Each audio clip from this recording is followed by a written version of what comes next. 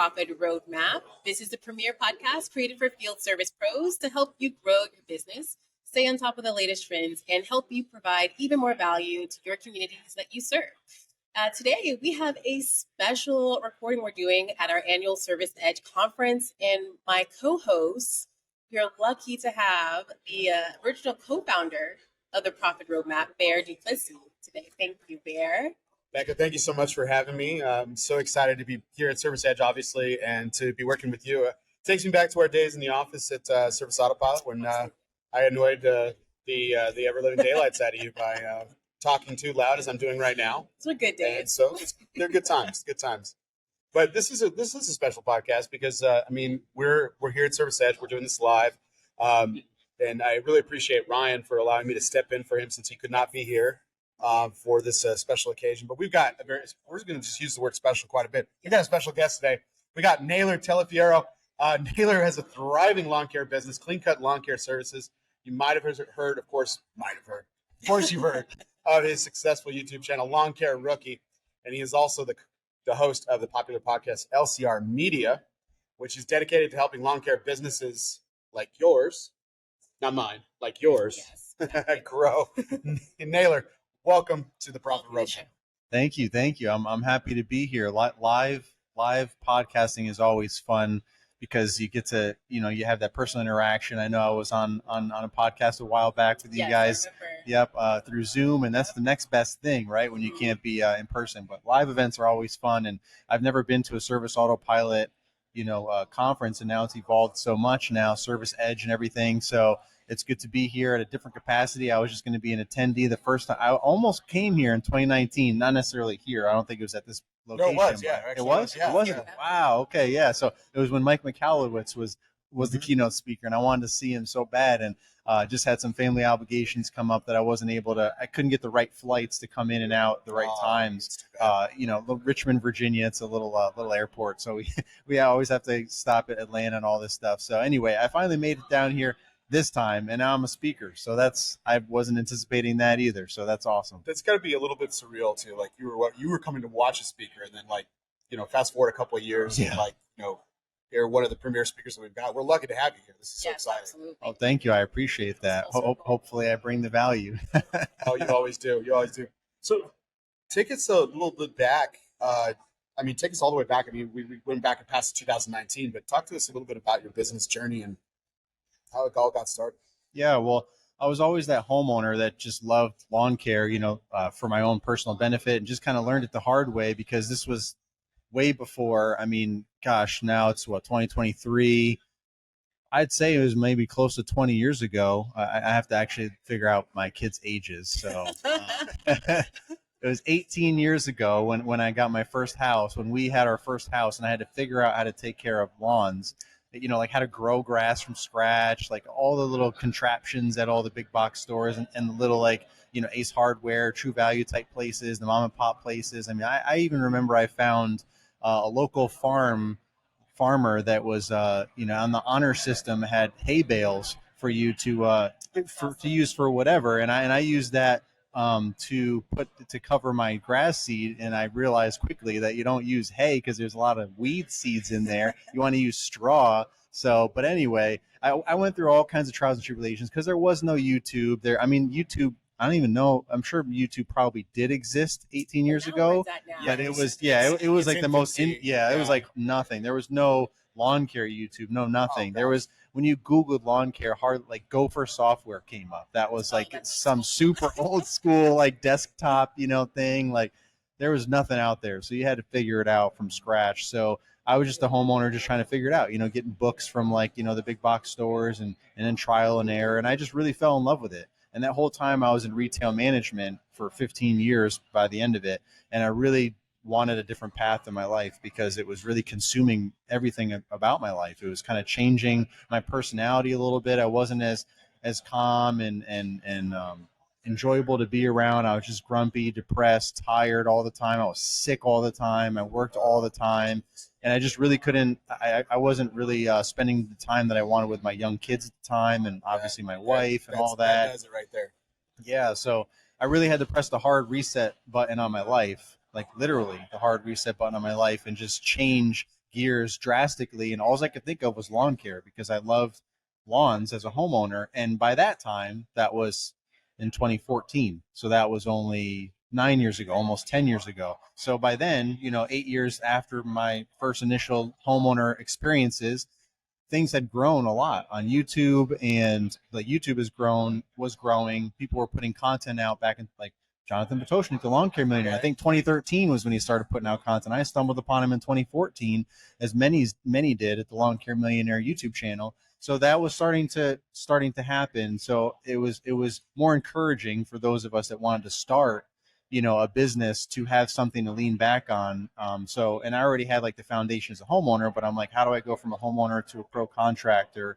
And I started researching again, Google, and now there's a ton of stuff on Google as far as what there was originally 18 years ago, like the Lawn Care Millionaire and some other folks. So that's how I kind of really got connected with the community in the very beginning, but also how I was able to make that transition from homeowner to pro and just really figure it out quickly. And, I jumped right out. I was part-time.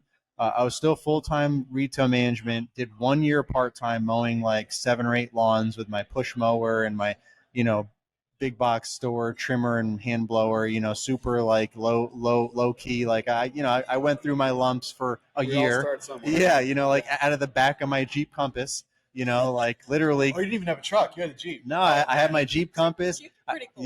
I literally went to I was just work. thinking about the upkeep of cleaning it. Yeah. I literally went to work with a change of clothes, and whenever I could get out of work after my like 10, 11, 12-hour day and there was still some daylight, I would just run downstairs. I would change my office because I was, management, sneak out the back, and then get in my Jeep and try and bang out as many yards of those yards I could before dark. And then on my days off, I try to do it. So I had that hustle for that 1 year part-time. And then I was like, forget this. I can really make something out of this. And because my life was just really falling apart anyway, like I said, I pressed that hard reset button and went all in full time and haven't looked back since. Well, it's interesting because when Bekah and I used to work together in the office, we were alluding to this earlier, like we had our passions outside of the workplace, and she dabbles in it. I definitely dabble in it as well. But you took it to the next level, but it seemed like more than just like a pastime, obviously. Like it became more of a passion, but it also became that kind of escape. And I think we were talking about this before, was the mental health aspect of that escape. So talk to us a little bit about that, how that kind of, because I know that's very important for you, how eventually founding this business and getting started was not just freeing, in a lot of sense, more time with family, which is so important, but what it did for you, in your health. Yeah, especially because mental health is, I think that's a conversation that's not had enough, especially in business period.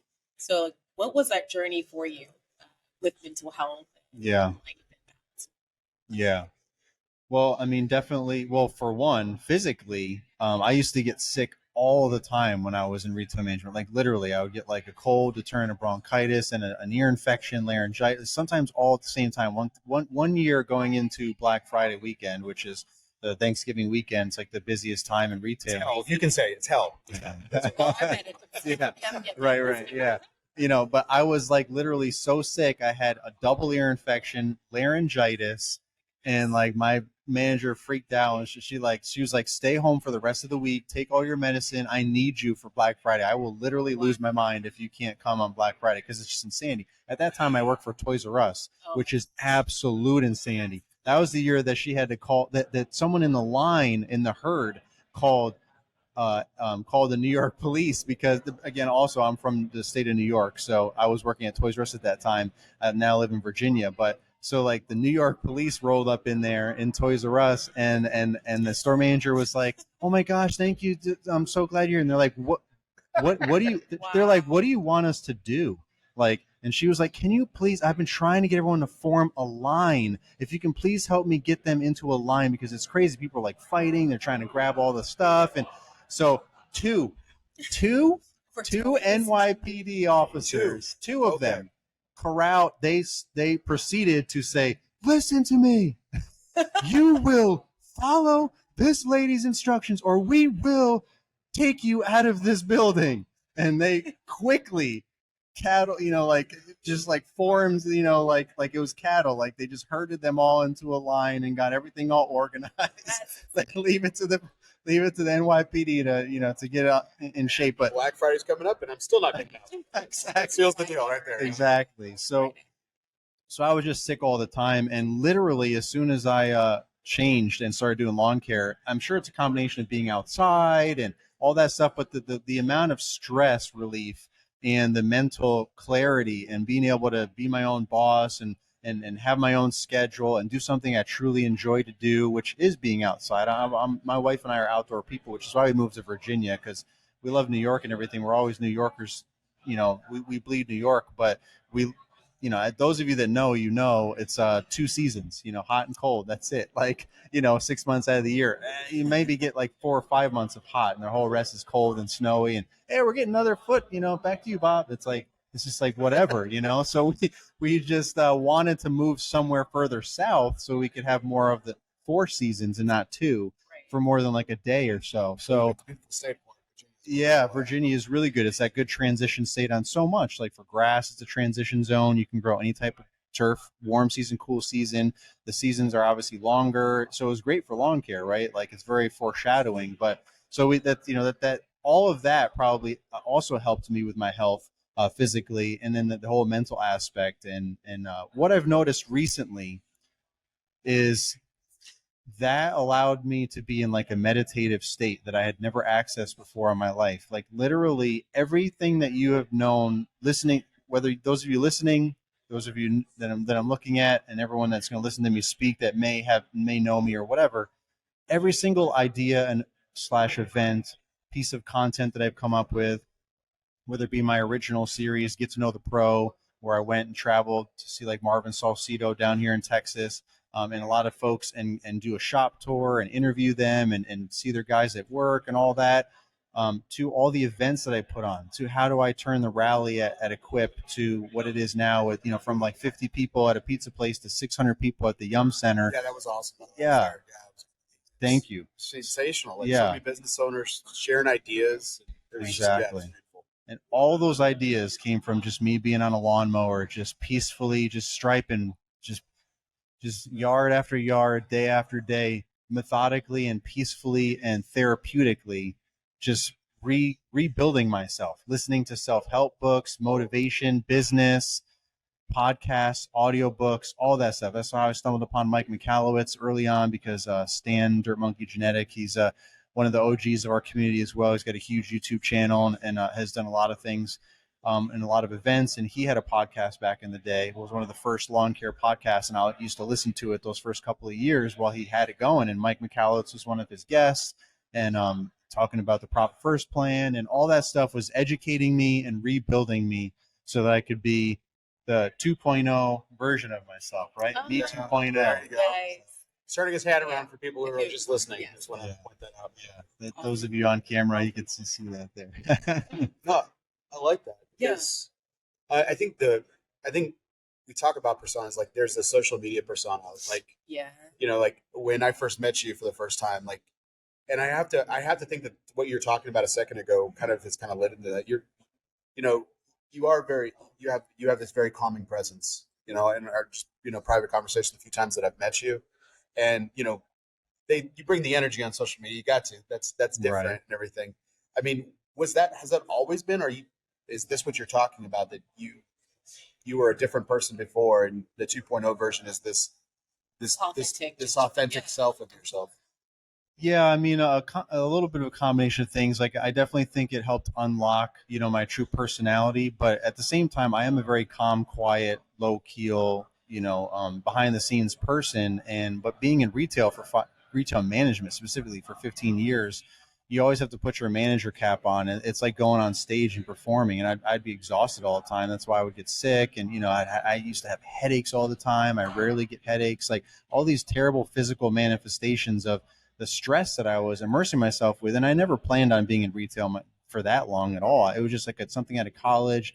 People identified that I had leadership skills, and I was like, okay. And I just kind of rose through the ranks, and, and I was single, so I didn't care. I was like, all right, I'll just make that money and figure it out. And then I met my wife, and we got married, had kids, and I'm like, all right, my life's going one way and retail's going another way. I think I need to rethink things. But I had never planned to be in retail, so I just wanted to make that a point. It's not like I got into that industry thinking I was going to love it or anything, and then I got all stressed out. It was just kind of a thing that I did, Right. and I just excelled in it, but it took a toll on me mentally and physically. But so I was used to being extroverted when I needed to be, which happened to be like 5 to 6 days a week all the time. And then I'd come home and I would just kind of like, ugh, and I'd be like a different person, like more myself, but also it would start getting to be not myself. And people would say towards the last couple of years of my retail management, man, you're such a calm, even key. Like most managers would freak out, spaz out. The stress would get to them. I never screamed at anybody. I never lost my mind. Sometimes I'd be a little, like on Black Friday, you couldn't help but have that extra energy pumping through you, So I'd be a little, Pure adrenaline. yeah, I'd be a little extra jittery, but it's still, compared to everybody else, I'm down here and everyone else is like, Yeah. So I would still have a more of a calm demeanor, and people would joke like, man, we know it's about to go down if you start losing your mind. Like, it's like literally the world's coming to an end around here if you can't keep it together. And the thing that got me though is that the reason why I had to press the hard reset button on my life is because I started to resemble someone I didn't recognize, and I was becoming the person that they said that I wasn't, that I was good at not being. I was starting to become that edgy, like extra sarcastic, like just resentful, spiteful, not nice anymore to people, and people giving me looks like, what in the world was that for? Like I was becoming that person everywhere, not just at work, but in my life. That's super ugly. Yeah. Oh man. That's really why I had to press the hard reset button. But doing everything in lawn care and everything that gave me was freedom of mind, and allowed me to access so many opportunities that I just really didn't. I didn't even know were there, like all these things. And every time I listen to an audiobook or a podcast where someone says something, it like unlocks something else in my mind. Like I'm a true believer in so many of so many mindset things. Absolutely. I mean, a lot of it sometimes could be a little hokey and whatever, but I definitely know that the mind is a powerful thing, and if you think it, you can make it, you can create it. Every single thing in our world is from someone's imagination, and if you imagine it, then it's a possibility. It's like a. Have you ever read The Power of Now? No, but I've heard of it. Yeah. A lot of what you're saying reminds me of that, but it's just about being present in the now moment. It's not like living in the past, future. A lot of what you're saying also reminded me of. So I teach yoga. I do a lot of yoga and meditation, and I got into that because at a certain point in my life, I was so with myself. I didn't recognize myself. I was like turning into this person. Like, so your journey kind of reminded me of that, and so that was my turning point. Like getting into like self-healing, self-help, yoga, meditation. So a lot of the tools you were mentioning, like the meditative state, podcasts, and things like that. Yeah. Can you speak more on that? Like, what do you use? What else do you use, or that to help you? Yeah. With that journey? Well, I mean, so literally mowing lawns is like my meditation, and I've struggled with this situation because as my social media grows, as my network grows, because I'm not like the biggest YouTuber by any means, but I have a big network. My network is bigger than anything else. I just know so many people and have connected with so many people and connected so many people. It's hard to do both. It's hard to have my lawn care business at the capacity that I want it to be without the right people to run it and all that stuff, and then be able to continue putting on these events and new events and creating the content and doing stuff that I really truly love. I like mowing lawns, but I love connecting the lawn and landscape community and hanging out with all you guys here and telling stories like this and sharing and helping everyone grow. And I can impact thousands versus hundreds of lawn care and landscape clients, where I can impact thousands and thousands of people. 600 people that went to the rally had the time of their life, according to everyone that told me, they or the potential to have the time of their life. And so it's been difficult to do both. And I think to myself, well, what if I sell my lawn care business, or if I downsize it or whatever, like I still need that mowing, like what am I going to do? I still need that meditative, state. So it's like contract when you sell it. Right. Yeah. Yeah. I'm gonna come back and work part-time here. Yeah, and striping my one lawn in my house isn't gonna do the trick. So I definitely think about how to figure that out, because not everyone's going to be mowing lawns and get meditative in that state. But there's several books that I'm not good at. Some people that I know that are really good at recalling all the books and authors that they read and listen to, but there's so many that I've listened to, but there's several of them that talk about putting yourself in the flow state, like getting your mind in that flow state, and it like unlocks something in your mind, not your brain. Your brain is the muscle. Your mind is what is you, like your consciousness, everything that makes you, and all that stuff. So, say that again. No, seriously. Say that again. Like that. what's that? About the mind and the brain. Yeah. Say that again. Your brain is the muscle. Your mind is you. It's everything about you. It's your personality. It's everything that you do. Your thinking. Your brain doesn't do the thinking. Your brain creates the muscle it's like your bicep moves your arm, curls your arm one way. Your tricep extends it the other way.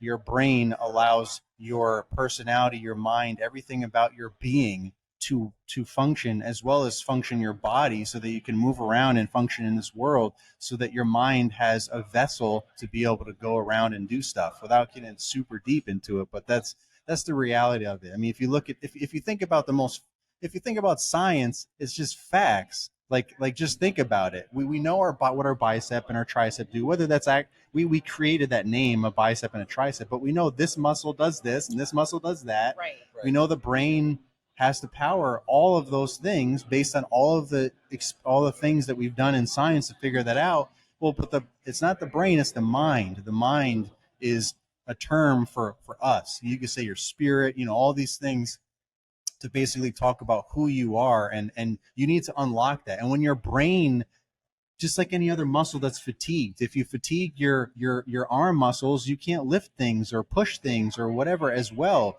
You injure them. You can injure your brain. You can overwork your brain, and then you're not thinking so good, right? You're not thinking clearly. You're foggy. You're not able to come up with good ideas. You're tripping. You're stumbling. Some of your words, you're tripping physically. You're just maybe you're extra sarcastic and edgy with people. It's because you're overworking your brain, which is giving you the control of your body, and your mind is part of that, your personality, and everything about that. So when you can unlock that, when you can when you can exercise this is what it is. When you can exercise your mind, just like you exercise the rest of your body at the gym or outside, just like you get stronger physically, you will get stronger mentally. And then you can all of a sudden start thinking of all these crazy ideas, like my friend Paul Jameson, the Green Street Podcast, talks about. I always call him with these crazy ideas, like the morning show at Expo. That's another epic, event that we have that we just had, and 600 people. They added 150 chairs this year, and it was still standing room only, double row. So over 600 people to that now, where we podcast live on stage and interview guests, and the audience gets to ask us questions, and it's all recorded, and we upload it after the fact. So that was another crazy idea that literally came to my brain while I was on my lawnmower. So it's like, how can you listening, and me, if I'm not going to mow lawns in the same capacity, how do we unlock that? Is it meditation? Is it going for a run? Is it social media is good for a lot of things, like Instagram, and I'll just say Instagram because it's safer. Instagram, there's a lot of motivational, if you can start like clicking on things and searching things and liking things and get that algorithm to pump all that motivational stuff to you. There's a lot of great reels out there where people are running down like an awesome road or a dirt path in the woods, and they got cool music playing or motivational captions or whatever. And that alone can help kind of get you in a flow state if you kind of watch enough of that. But my point is, you can use those as examples of things that you can do maybe to get yourself in that flow state. Go for a run, go for a walk, go to the gym. I love mountain biking. Go for a mountain bike ride. I zone out when I do that too, as long as it's a trail I've done over and over again. You have to do it.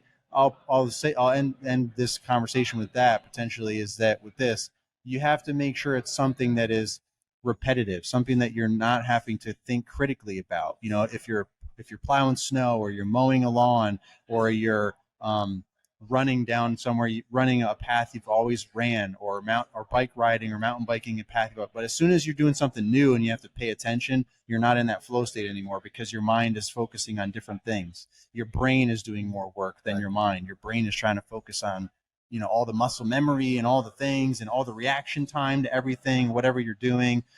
So that's a lot of stuff there that I just kind of fired out. It got me thinking a lot about it. So like we were talking about just like motivational stuff. I go back to some of my reading, and of course it's very cliche, but you think about Robert Frost, you think about the road less traveled and everything.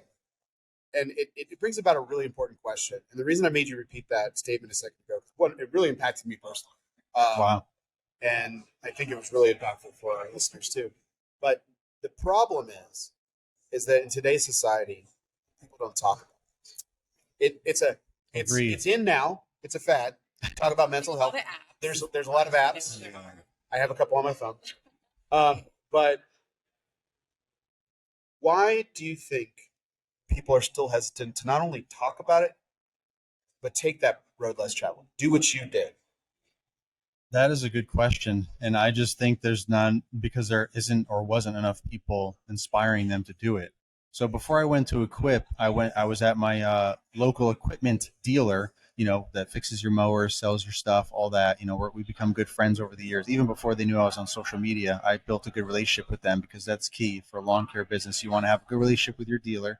So I was there, they were just fixing something for me real quick or whatever. And there was another, I meet a lot of local guys there. Some of them know who I am, some of them don't. And one of my friends that does know who I am and listens to my podcast regularly, he just happened to be there as well.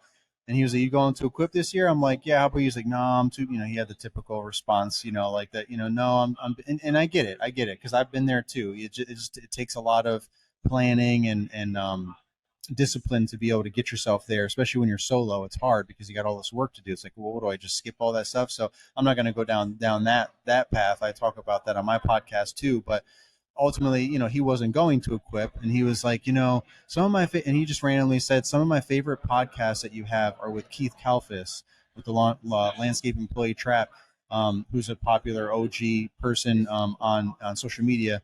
He's like, those are my favorite podcast, because you guys always talk about the mental game. You talk about the mindset and the mental aspect, because it's not always sunshine and rainbows. It's not always about cool equipment, all this stuff. Like, there's a lot of hard days where we're just not in a good mood, or we're dealing with a lot of stuff and people are depressed and all this stuff. And he was just really going all out. And I'm like, wow, thank you for that feedback. I appreciate it. And I said, well, good thing I'm interviewing him live on stage at the morning show, so look out for that. And that's literally the topic that we talked about, and we went deep into it. The audience was asking questions about it too, and something I'm going to say tomorrow, if I remember, at my talk, is I felt like somebody asked a question, what, people always talk about what would you tell your past self, or if you can go back in time, what would you do differently, all that kind of stuff. Someone asked, what about in the future? What would you tell, if you go in the future, what would you tell your future self? And basically my answer to that was, well, one thing, I'm not going to tell, I don't want to go back in the past and change anything, because that's going to affect that might potentially affect where I'm at today. I might not have, the same situation. I might have different kids, whatever. Like, that's speculation. We don't know. But potentially, if you change a certain amount of things in time, it might change who you are. Like what I believe is a fact is your experiences in life make you who you are.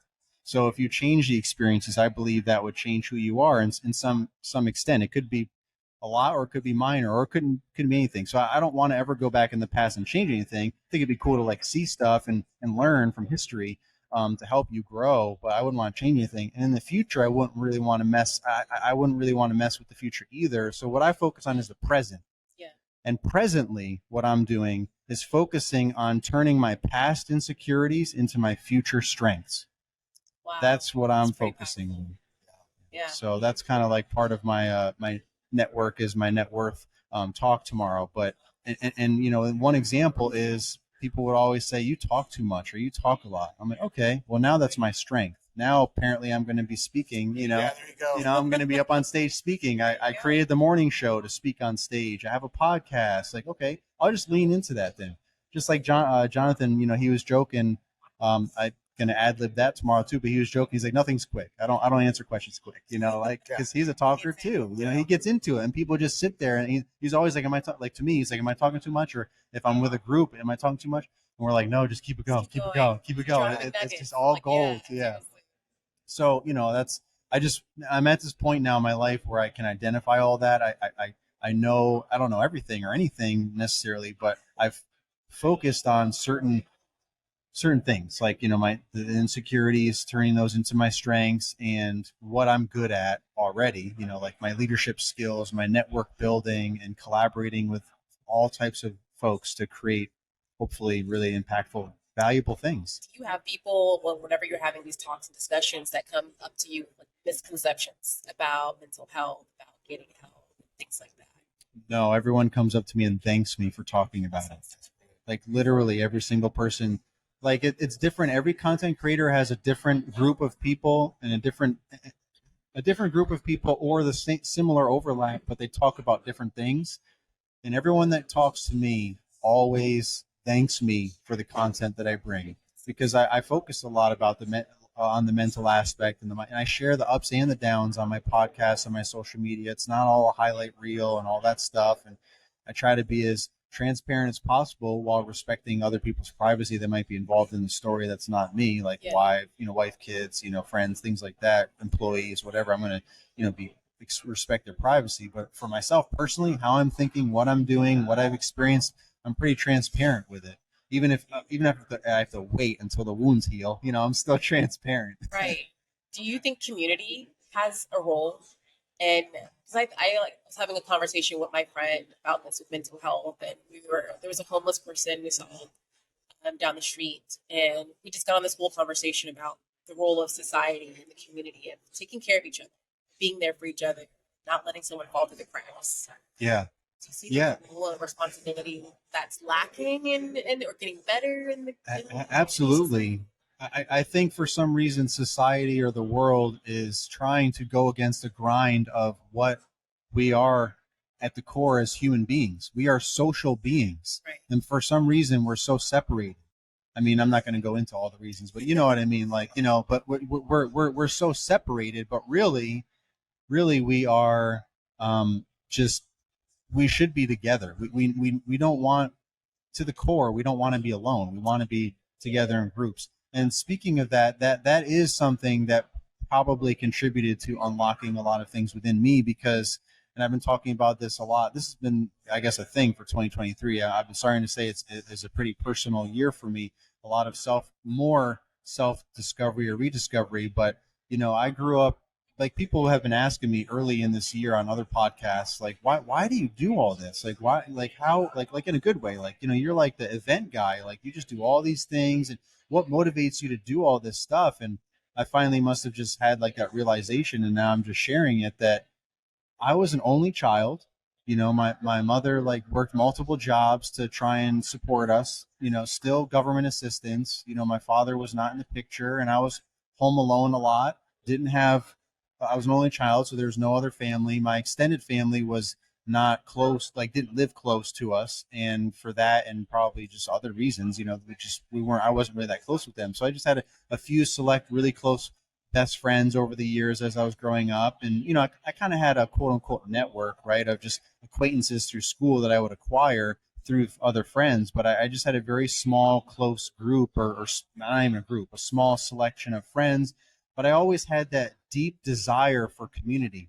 I always wanted to feel like I had family. I wanted to be a part of a family, in that sense of community, because at the core, I think that's what we all want. That's human beings. We're not meant to be whatever the word is that means single, like by yourself, isolated. We're not meant to be that.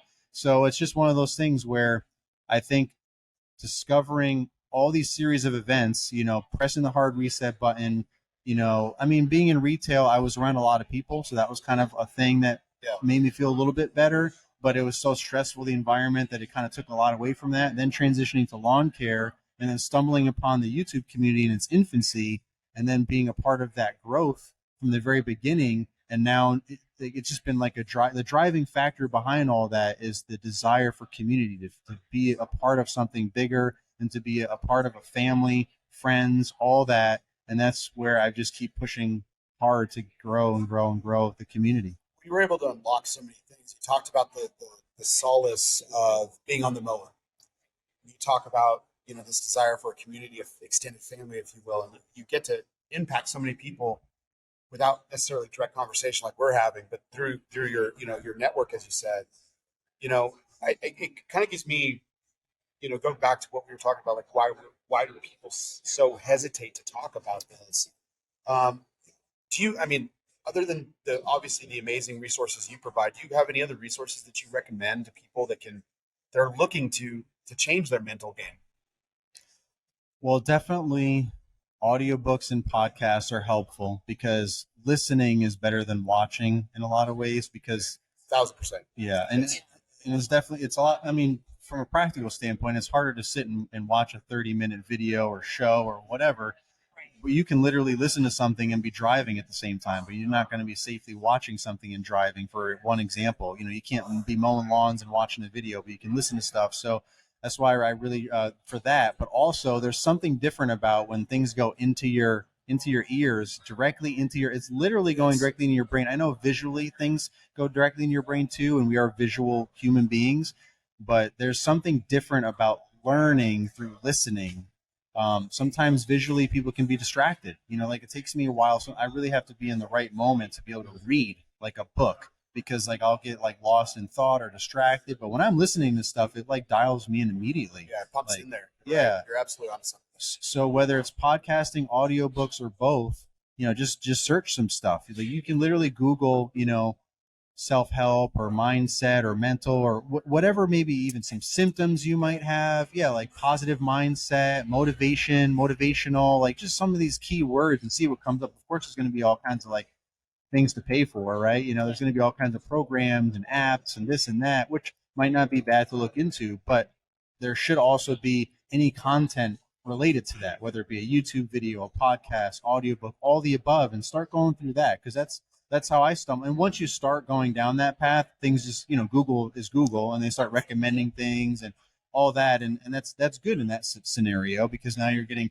fed more and more of what you want to see. And when you want to see positive things, that's a good scenario for that. So you just keep, feeding yourself with all these different audiobooks and podcasts and going to live events. A lot of people are stressed out and, anxious about being in big crowds when they have more mental illness or mental challenges. That's another motivation for for growing the rally, because it got so big quickly when I kind of like took, quote unquote, took over the leadership role. It got so crowded that at the local restaurant that people weren't going because they were freaked out, and they were like texting me or messaging me like, "Oh, it's crazy. There's too many people. It's too crowded. There's nowhere to park." They just freak out. And I know from personal experience, I would have that situation too. Like if you go somewhere you're not familiar with, you've never been there, you're by yourself maybe, and it's like just that alone is like takes a lot of strength. And then you don't know where to park, and there's people standing everywhere. Like, oh my gosh, So I'm like, I don't want anyone to feel left behind. So let me just keep finding bigger spaces so that we can fit everybody as the community grows, so people don't feel left out, and just keep growing that. But I just say keep feeding yourself full of, like I said, the content, that's out there. There's tons of great content, not just from me, but so many other folks, and then coming to different live events and all the networking in between. Absolutely. It's really going to help. And it's worth it. I think it's totally worth it, because like you spoke earlier, your mental state, the stress, it can bring on physical manifestations that make you physically ill. So you can change your mind, you can change your world. Yeah. Well, when your brain is strained or stressed out, it causes dis-ease. What is that word? Yeah. Disease.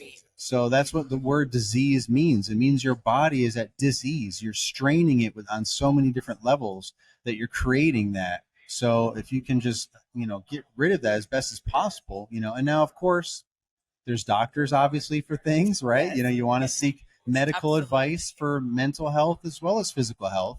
Not everything can be solved by an audiobook or a podcast, of course, but getting your mind right is where it all starts, in my opinion. And it did for me anyway. It changed so much for me. And I'm not perfect. My life's not perfect, but like,